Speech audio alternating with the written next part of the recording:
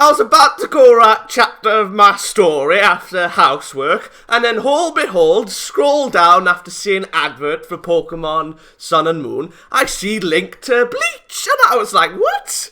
Really? Are you kidding me? Hello everyone and welcome to Bleach Manga Chapter 682, live reaction and review. Now before we get into the video, if you're not aware, Neverworld made a video on some good news for Bleach. The editor for the magazine, I don't really remember since it's been a while since I've seen the video. But apparently we don't have, at this point, not including this one, 3 chapters left. We have 8. Yeah, I think we have 8 left. Could be wrong on that. No, 7. I think we have 7 left. Now, could be wrong, but I'm just going to go by the 3, so, like, I'm not setting my hopes up. But yeah, it's a possibility. But take it with a grain of salt. So let's begin. Is this Soul Society? Or the lower half of it, at least. The stage of Soul Society, where the final decisive battle shall take place. Wait, where's me Aizen? Get out of that chair, boy! You're a sight for sore eyes. I would never imagine that we'd cross paths again here in Soul Society. Come on, come on! Oh, why have I got this? What? No, artwork, go away. Oh, I like that. If you're Luigi. Oh, the side boob, it's glorious. Ah, yes! I'd like to welcome you to my Soul Society.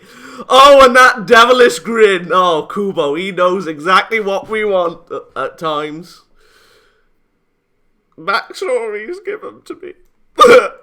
Where's Candace? The two-sided world end. Is that referring to Yhwach and Aizen then? Please don't waste the chapter. Please don't. Please don't. Oh, I think I know what this chapter is going to be about. Dashing forward with hope on his back for no other reason than his friends. Who's here? Oh God, Yhwach has gone. Wait, is that an arrow? Oh, it's Daddy. Yep, it's Daddy. Take it with you. An arrow? Ishin and Ryuken. Ryuken and Kurosaki's father, what are you doing here? I simply came to deliver you that arrowhead. Take it with you. Why? This is... When Oshwalan is used upon a Quincy, a silver blood clot is created in their heart and they die. Oh, that's why he's doing the autopsy. I collected that very silver and forged this arrowhead from it. Oh, Ryuken, my boy.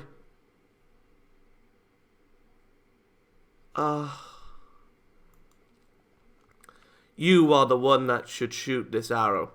So it's an oh God. Wait, that's Renji and Ichigo. This is setup. You're gonna be able to manage Ichigo. Can't he sort out his spiritual pressure? Yeah, my bad, I'm good. Come on, get your ass up. Renji, you sure tagging along was a good idea? What the hell are you blabbering about? Hey, he's the saviour of masculine. Bring him along. With those wounds on yours, both you and Rukia. Wait, where is Rukia? Would have been better off staying behind, revealing away. Nope, bumping heads. I don't see Rukia. Is she ahead? Oh God. Alright, I get it. There's no need to keep smacking me around. Smack the little bitch around. Right now, since it's just you and me here, I'm gonna share something with you. Oh, never mind. It's just happened. For decades. Felt like an eternity. Oh, my boy. It was as if it had always been that way. Rukia and I, oh my boy, had grown so distant from each other. We drifted so far apart that we avoided not only eye contact, but crossing each other's paths. Oh my boy, chills. But the person that finally closed that distance and got us back to how we were was you. Well, you did try to kill her. That's why I made up my mind back then. If a time came that you were unable to push forward, then I'd place you on my back and carry you the entire way if I had to. Even in light of this, all this shit. From here on out, until you breathe your last breath, I'll always have your back. Oh, bromance! Don't get any ideas with the fanfics. If I've made myself clear, don't ever question my decision to see things through until the end. Because for your sake and mine, I don't ever want to sound so sappy and sentimental ever again. Oh, we're back at Soul Society. Wait, no. Are we? I can't tell. It looks too repaired. Oh, what's going on? Woo! Wait, is that huddle number 90, Kurosugi? The incantation was in my mind briefly. This is peculiar. He's out of the chair! Oh, yes! Oh, the greatest enemy to Aizen has been destroyed. Oh, I was certain that you were up above in the Soul King's palace, locked in fierce combat. From what I could gather, Kurosaki Ichigo gave you far more trouble than you bargained for. Don't project your own anxieties onto me. You were the one that was handed defeat by Kurosaki Ichigo. No, not really. There was technically Urahara. Kurosaki only did ass pull Mugetsu. Nah. They gave the victory a little bit more leniency. At any rate, you have my eternal thanks for ridding me of that infernal chair. Thanks to you.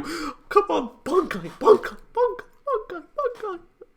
Now I have the means to stop you. Oh! You stand in my way for the sake of Soul Society. I don't think that would be in your best interests.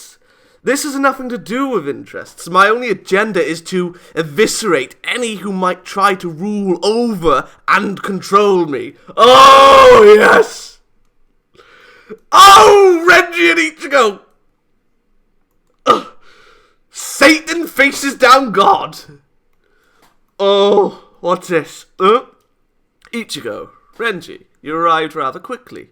I've already seen it, that the two of you would come here. You saw it?! That you would restore your blade back whole again. Only to have it, he's going to say destroyed again, I know he is, but God almighty. Again?! You shot it literally again?! What?! I had planned to destroy it completely just now, but it seems you've got some rather annoying, persistent good fortune. They face off once again. The time has come for the decisive battle. Okay, Ichigo. That was... What? What? Kubo was obsessed. What page was that? That was on page 19, wasn't it? Yeah. Sweet tingle in my balls. Be right back. Let's be real here. The only good thing in this chapter was Aizen. That isn't entirely true. That I know that isn't entirely true. But theoretically speaking, the only good things in this chapter was Renji's moment with Ichigo and Aizen. Everything else was abysmal. If Ichigo wasn't here at this moment, the chapter would be perfect. Like, how do I word this? Okay, if the sword didn't break, the chapter would be perfect. It's not a case of Ichigo. It's just a case of being reminded of what happened last time. I mean, I was right to a certain degree last time. Yhwach knew his sword would be restored, but he didn't say how. He never specifically said, I knew Tsukishima would restore your sword. He said, I knew your sword would be destroyed. Out of all the terminology he could have used, he used that. He could have literally said, I knew Tsukishima would have repaired your sword. He could have said those exact words to play with Ichigo again. But he didn't. He said, I knew you would restore your sword. Meaning he doesn't know. Possibly. I could be seeing something that isn't there. But with all Yhwach's bravado, with all of his manipulative and word-playing skills that led Ichigo into despair, playing him as he did, why not playing him again? That's what's in my mind right now. Why is he just messing about, slicing up the sword, saying, I knew you'd restore it, and saying you have good fortune, that, he wanted to eviscerate it, shatter it entirely? Either one, Book of the End is actually inside of him to a certain point, or two, like Mimi Maggie, Perndina, Gerard, and I'm assuming Grammy, and the other demigods, Yhwach can't see what Tsukishima can do because it's placed in the past. Meaning, well, of course, Yhwach can't see the possibilities of the past since it already happened. So, if I had to guess, what saved Ichigo was Book of End. There's a piece inside of him right now. Because, what was it? No. Ichigo... I remember that this was mentioned a while back. But that was retconned, but it could have been retconned again. And what about the Hokyoku now? Because, it was the Hokyoku that technically gave Orihime and Chad, and was going to be Tatsuki, but, their powers. But we thought it was Ichigo. But that was retconned into the Hokyoku, and then finding out about Hoshwald's powers with him enhancing powers. I don't know where I'm going with this. I'm trying to look smart. But yeah. I do think Book of End is inside him in some way or another. Or, if that's not the case, then Book of End can't be foreseen in the future. Only, a sliver of moments. So, now that that's out of the way, Aizen faces down Yhwach. The battle that we have all been waiting for since the arc's beginning. Since Yhwach, real Yhwach, said he went to see Sosuke Aizen. This is the battle we have been waiting for. 3, maybe 4 plus years, 3, maybe 5, 4 plus years in the making. Finally coming to pass. But yeah. I do like the fact that Aizen is defending Soul Society, but he's not defending Soul Society. He's defending his interests. He doesn't want to be ruled over by a god, the way he was with the Soul King. Yes, the Soul King was lifeless and unresponsive to a certain degree since, well, we can only go by what we've seen. At the beginning, we saw a silhouette of him in full limbs, and then later down the line, when we see him in full view, we see him limbless and heartless and brainless, I'm assuming. So, basically, well, if we're going by that, let's just say he was actually dead and he was just an inanimate object. Aizen was ruled over by Zero Squad. Huh. But yeah, he's open with everything, and then panning from that, we go to Uryu, and I was actually afraid that this chapter was going to be oh, I'm here to help you. Oh, you're finally on our side, Uryu. I knew you weren't evil. Yada, yada, yada, yada, yada. And all that shit.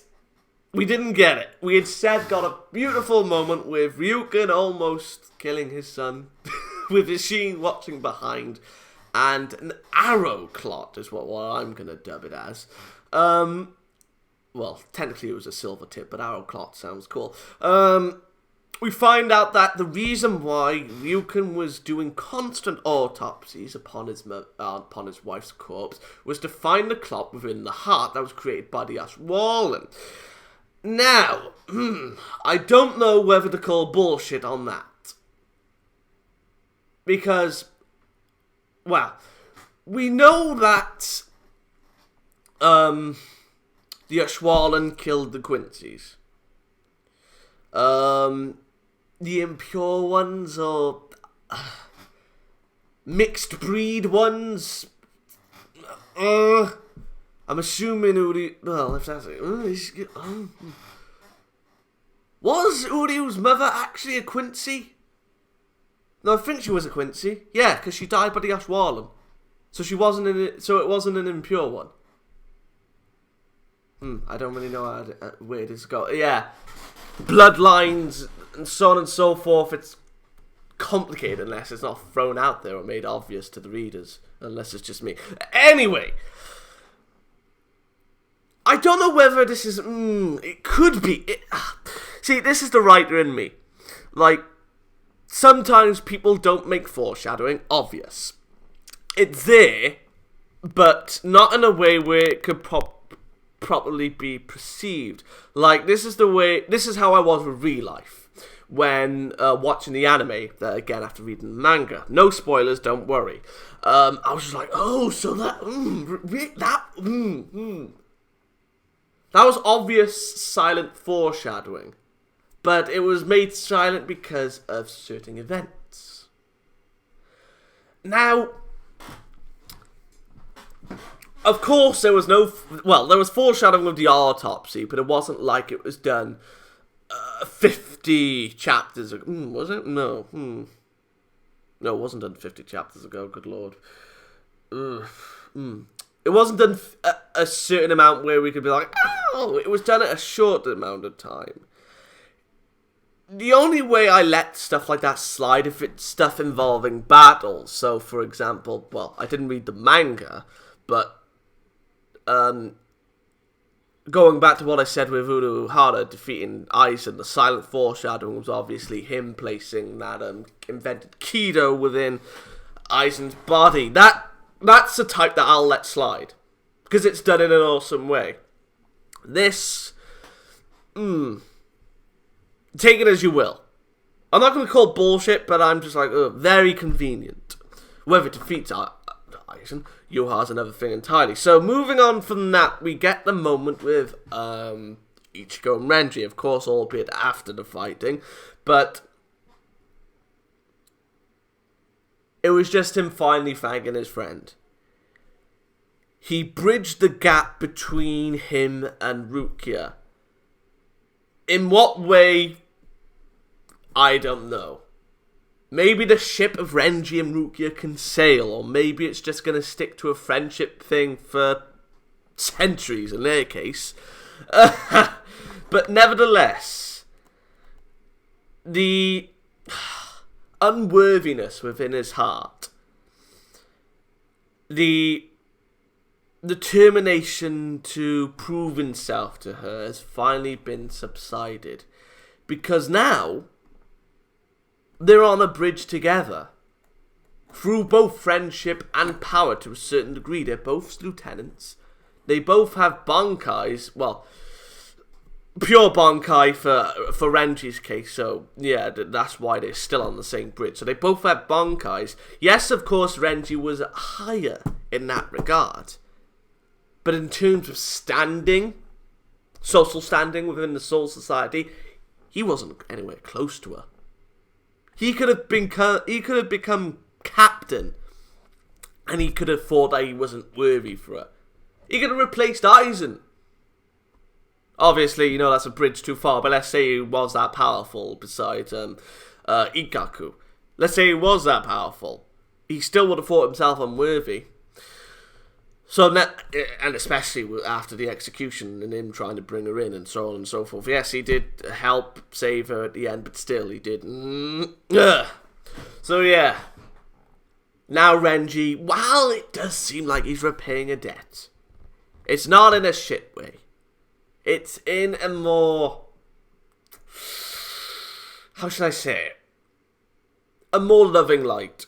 He's repaying his debt by helping the friend that helped him. Yeah. I like that. So then, moving on to Aizen breaking from that fucking chair. The greatest enemy to him. We get a little bit of a fight between Yhwach and Aizen with him skating. And that's all that I needed to make my heart jump with joy. Oh, I'm so happy. But yeah. His motives were explained. He's not fighting for the sake of Soul Society. This was basically Satan fighting God. Because, of course, like, you know, we know Aizen basically fell from grace. Yhwach, well, I suppose in this regard, he's Samael. But not in a good way. Oh, God, please don't be Samael. I know he's basically the Hebrew God, Christian, whichever, the YWH. So many names. God, you watch, which one is he? But yeah, don't hate me. But yeah, symbolism, I like that. And then, you know, obviously Ichigo coming in, and then we're back to square one. So yeah. Honestly, this chapter would be 9, maybe even a 10 out of 10. Regardless of the arrow clot and whatnot. It was still a good chapter. There was character development and bonding between Renji. There was answers between as to why Ryuken was doing what he did to his wife. And I suppose you could go the extra mile by saying that Ryuken has faith in his son where he never had before. He actually trusts in him. So character development and bonding there. And Aizen, the long-awaited fight that we've been waiting for. Aizen, two gods facing down, in a sense. So we're basically, you know, on the scales, like, ugh.